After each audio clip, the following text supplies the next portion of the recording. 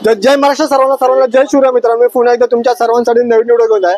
आज आपण आलोय साकीनाका म्हणजेच खैरानीच्या राजाच्या इकडे. आज आहे 17 ऑगस्ट म्हणजे खैरानीच्या राजाचा आगमन सोहळा आहे आणि ह्याचबरोबर आपण जाणार आहे पुन्हा एकदा परेलला आपल्याच ठिकाणी रोजच्या जागेवरती. कारण का तिकडे आहे गणेश संकुल मधून परेलचा महाराजा ह्याचा सुद्धा आगमन आहे, पण त्याला कदाचित संध्याकाळचे 4 या 5 वाजू शकतात मित्रांनो. आणि खैरानीच्या राजाचा सुद्धा टाइम दिलेला 12चा, पण आता 12 वाजून गेलेले आहेत, पण अजून बाप्पाच्या आगमनासाठी थोडा टाइम लागेल. आणि ह्यात मोठं आकर्षण म्हणजे ना मित्रांनो, ह्यात आहे 20 पथकं आहेत बाप्पाच्या आगमन सोहळा बाजार. म्हणजे 2 नगाडे सगळं बँजो पथक वगैरे, लेझिम पथक वगैरे सगळे म्हणजे टोटल 20. आणि हा आतापर्यंत मी बघितलेला माझ्या आयुष्यातला आज सर्वात मोठा आगमन सोहळा आज घडत आहे मित्रांनो इकडे खैरानीच्या राजाचा.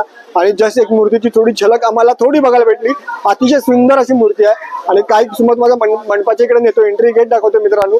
त्याचबरोबर तुम्हाला नेहमीचा एक प्रश्न असतो आपला की व्हिडिओ सुरू व्हायच्या आधी मित्रांनो लाईक करा, चॅनलला सबस्क्राईब करा, नसेल केलं तर मित्रांनो प्लीज करा. आणि ज्यांनी केलं त्यांचं मनापासून आभार.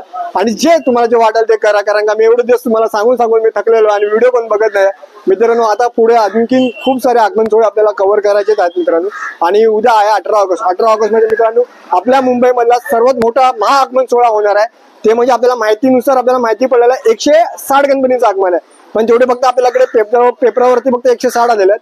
तर तुम्हाला माहिती आहे ते असं डबल म्हणजे बघा 200 ते 180 मूर्त्या आपल्या अखंड मुंबईमधून निघू शकतात मित्रांनो. चला आपण जाऊया आता खैरानी राजाच्या मंडपाच्या इकडे आणि पुढे तुम्हाला कसं काय आगमन होईल तसे तुम्हाला आपण अपडेट देत राहणार. आणि मित्रांनो शेवटचा एंड बघायला विसरू नका, कारण का आपल्या परेल महाराजाची मूर्ती यावर्षी कोणत्या अवतारात असणार आहे. गेल्या वर्षी 3 घोड्यावरती होती, यावर्षी कशी असणार मूर्ती बाप्पाची ती देखील बघायला तुम्ही विसरू नका. चला तर